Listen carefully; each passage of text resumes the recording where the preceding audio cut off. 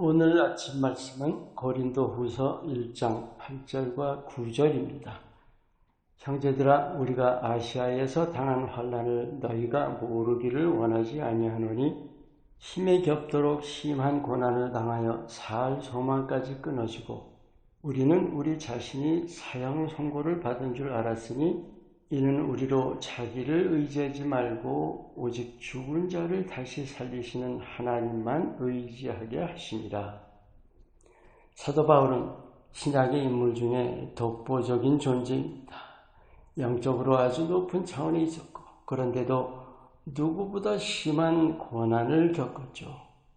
그런데 우리가 바울의 모습과 삶에서 나름 위로받는 면이 있습니다. 여러분 잘 아시는 하나님께서 사단의 사자를 그 안에 두신 거 아니에요? 사단의 가시.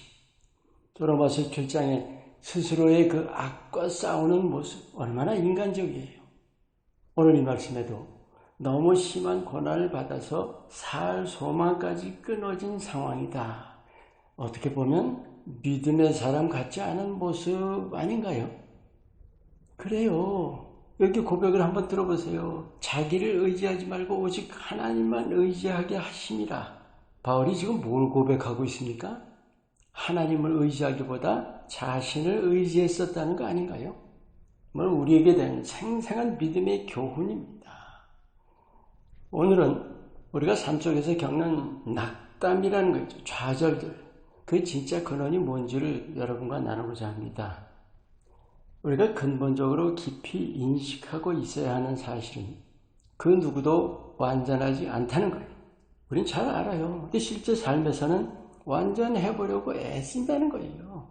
그게 잘못이라기보다 목표 자체가 불가능한 거죠. 다른 말로 기준을 완전함에 둔다는 게 문제인 거예요. 그러니까 완전함을 기준으로 책정을 해놓고 그 기준에 미치지 못할 때마다 마음이 상하는 겁니다. 사실 이게 낙담과 좌절의 가장 근본적인 원인입니다. 우리가 매일의 삶에서 수많은 예들이 있습니다. 해야 할 일을 바로 못하고 실망하는 거 있죠. 못할 수도 있는 가능성이 있는데도 그 가능성을 부인하니까 그런 거죠. 못할 가능성을 마음에 뒀다면 실망이 꽤 덜하지 않을까요? 또 현실이 기대에 어긋나는 때도 우리 낙심하죠. 하지만 그건 어디까지나 내 기대였던 거지 현실이 꼭 그렇다는 보장은 없는 거잖아요. 그러니까 이것도 시작부터 내 기대에 어긋날 수도 있다는 가정을 마음에 둬야 하는 거예요. 또 이런 것도 있습니다. 이 세상이나 사람들이 내 마음 같지 않은 것, 우리 자신에 대해서 완전하기를 기대하듯이 남에 대해서도 또 이 세상에 대해서도 완전하기를 기대하는 거예요. 이런 좌절 흔하지 않나요? 결국 낙담의 근원이 뭘까요? 여러분, 완전하기를 기대한다는 게 궁극적으로 뭔지 아세요? 바로 자기를 믿는 거예요. 스스로를 신뢰한다는 것. 실제로는 불완전한데도 말입니다. 누구나 완전하기를 원합니다. 그래서 이 뭐라고 할까요? 완전 추구욕이라고 할까요? 그런 욕구가 있는 거예요. 그게 어떤 형태로 나타나는지 아시나요? 가장 흔한 게 자존심입니다. 나의 가치를 높이려는 아주 바탕이죠. 근데 그게 어떻게 완전 추구와 연결이 될까요? 이렇게 말씀드리면 이해하실 거예요. 완벽주의일수록 자존심이 강합니다. 맞죠? 또 그와 비슷한 것으로 내 책임의식이라는 것도 있습니다. 본래는 좋은 건데 실패했을 때 좌절하게 되죠. 내 책임의식이 강할수록 좌절도 강합니다. 또 이런 것도 있어요. 성취신념, 그것도 마찬가지죠. 이룬다는 걸 믿는 건 좋은 건데 못 이루었을 때 그거를 못 받아들인다는 거예요. 추구한다 또는 욕구, 그 자체가 잘못된 게 아니죠.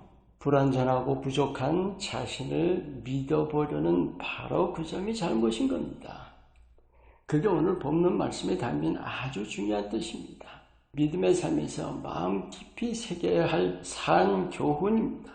자신을 믿지 말란, 온전하지 못한 내 힘, 내 지식과 내 지혜, 내 논리와 판단, 그런 것들을 의지하려는 게 넘어짐의 시작입니다. 자, 안 믿는 세상 사람들 앞에서 이런 얘기하면 아마도 비관주의자나 부정적인 마음가짐이라는 비난받을 수도 있을 거예요. 하지만 오늘 이렇게 나누는 것은 바울의 고백대로 우리가 의지할 분은 오직 하나님뿐이라는 사실을 특별히 강조해야 되는 겁니다. 예수님이 십자가에 죽으신 정말 중요한 이유 여러분 아시죠?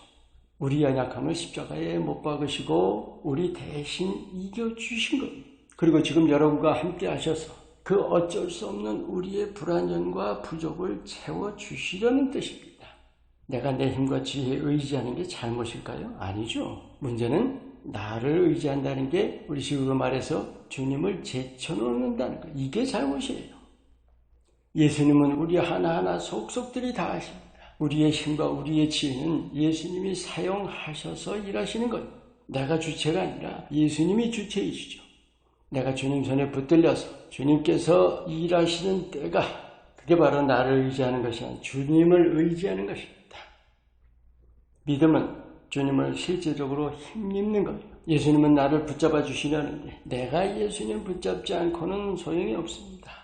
모든 일에서 매 순간 예수님의 손을 잡으면 주님이 일하시고 주님이 이루시고 주님이 영광 받으십니다. 아멘. 흔히 최고의 삶이라고 할 수 있는 삶이 어떤 걸까요? 예수님이 우리를 붙들어 사용하시면 그리고 우리가 그 예수님 손에 온전히 나를 맡겨서 주님만 바라보고 순종해 나갈 때 그것이 바로 최고의 삶입니다. 할렐루야. 자기를 신뢰하지 말고 오직 우리 안에서 능력으로 일하시는 주님만 신뢰하시기를 축원합니다. 기도합니다. 주님, 난 아무것도 아닙니다. 아무것도 모릅니다. 아무것도 못합니다. 주님께서 나를 붙드시고 능력으로 도와주시옵소서. 예수님의 이름으로 기도합니다. 아멘.